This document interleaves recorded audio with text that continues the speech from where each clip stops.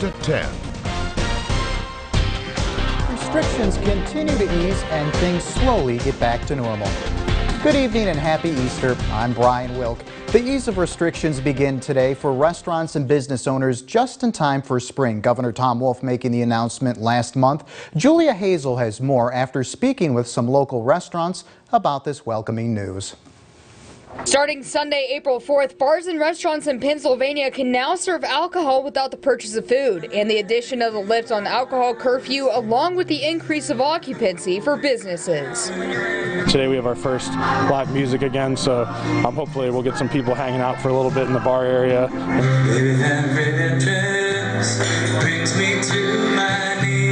Gyms, malls, casinos, theaters, and other facilities can increase occupancy to 75%. Indoor events can be 25%, and outdoor events can go up to 50% of maximum occupancy. For restaurants who are not self-certified, they can increase their capacity to 50%, and self-certified restaurants can go to 75%.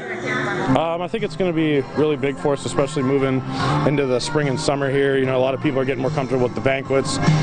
Even though restaurants can increase their capacity to 50 or 75%, one restaurant owner mentions that you still have to stay 6 feet apart. I don't see the huge benefit in going from 50 to 75% because tables still have to be 6 foot apart, so there's no great benefit there. Melody says the real benefit here is the ease of restriction on alcohol. It allows people to come in and have a drink, so if you go to dinner someplace else and you want to stop in for a beer or two on your way home, then that's good for everybody in our business, I think. Julia Hazel, Fox 66 News. Let's take a look at the latest COVID-19 numbers for today. The State Department of Health reporting 24 new positive cases in Erie County. Crawford County reporting 3. Warren County is up 4. Chautauqua County continues to report a total of 8,261 cases. Ashtabula County reporting no new cases. Across the state, we're reporting 3,933 new cases today and 7 new deaths.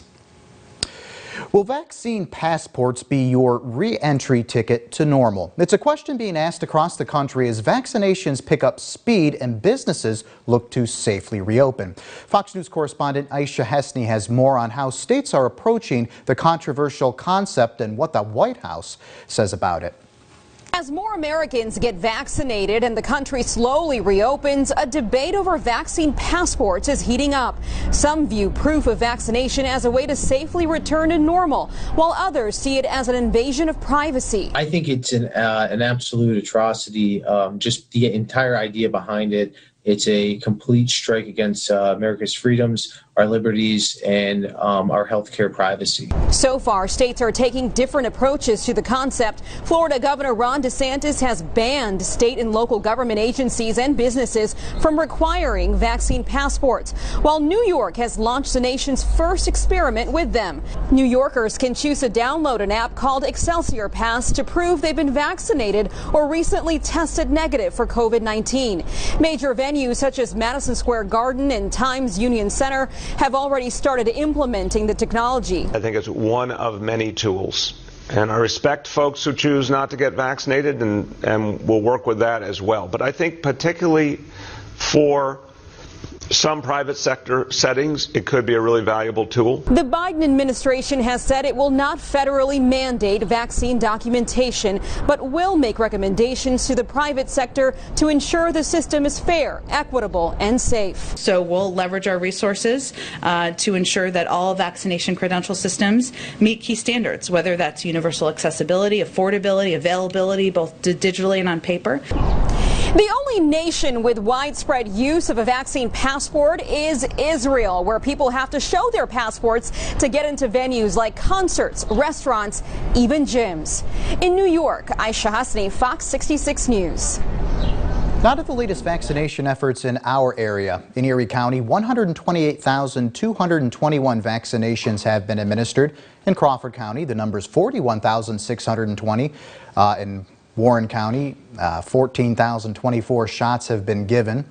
Across the state, more than 5.5 million people have been vaccinated. If you need information on where and how to sign up for a COVID vaccine, it's as easy as logging onto our website. Go to yourerie.com and click on this link. One local church is celebrating Easter service virtually and in person this year. Community United Church held their Easter Sunday service at 11 a.m. with reserved seating for people. The church, which is located on West 38th Street, also performed a Facebook Live to stream the event. Now, this allowed people who were not able to come in person to join virtually. So last year at this time, we were literally using my cell phone as the broadcast for Facebook Live, and it was just us. So to be able to have people is really great. And the pastor says even though we are turning a corner on COVID, they will still maintain reserved seating and take temperatures. And we'll have more news coming up in a minute, but first, meteorologist Craig Flint has your Fox First forecast. Hey, Craig.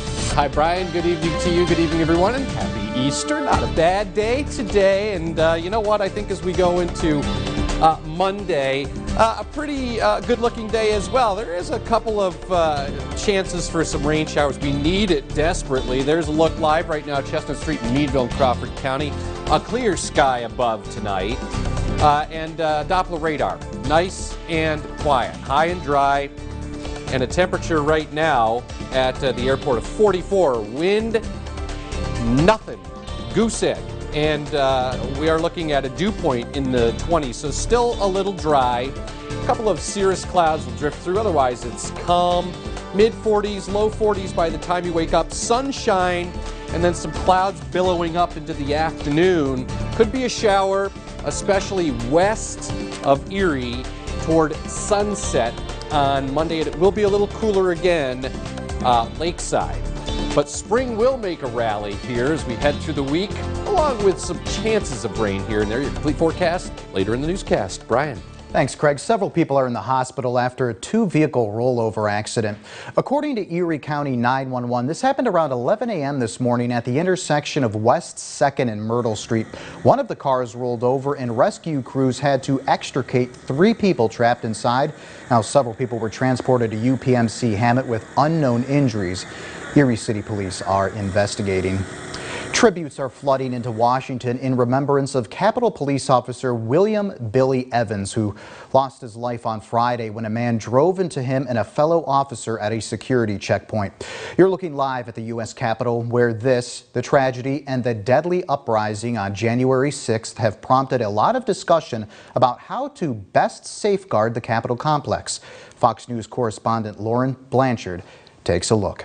Officer Evans was an 18-year veteran of the U.S. Capitol Police. A friend says Evans knew early on he wanted to protect the U.S. Capitol. He chose his path to go to the Capitol, and he wanted to protect those that did so much for us. His kids should know that when they grow up, that his dad did the most amazing thing for this country and be proud of him for that. The suspect, 25-year-old Noah Green, was shot and killed by police when he jumped out of the car with a knife after ramming officers into a Capitol security gate. Green was not on law enforcement's radar and appears to have acted as a lone wolf. In since deleted social media posts, Green indicated he was a follower of the Nation of Islam and its longtime leader, Louis Farrakhan. According to the Associated Press, Green's family said he had been suffering delusions and suicidal thoughts. There are calls on Congress by the union that represents Capitol Police officers to once again beef up security. There are also ongoing congressional reviews, but so far lawmakers have not all been on board with increasing force size and fencing. I think it'd be a mistake for fencing to be a permanent part of the Capitol. The message we send is the wrong message. The flag remains at half staff for Officer Evans. This is the second line of duty death for a Capitol Police officer this year. In Washington, Lauren Blanchard, Fox News. NASA is about to attempt the first powered flight on another planet, the red one. I'm Phil Keating in Miami with the latest on this next NASA mission coming up. And tonight, Smart House will share the story of one Army veteran who received a special and heartwarming surprise.